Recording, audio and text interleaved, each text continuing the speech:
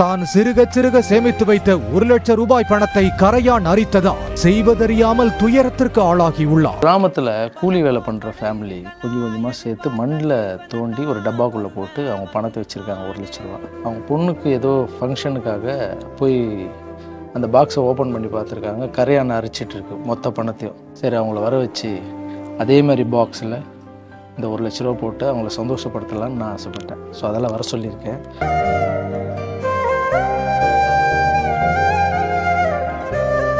அங்கே பாருங்க, ஒரு பாக்ஸ் இருக்குது, திறந்து பாருங்க.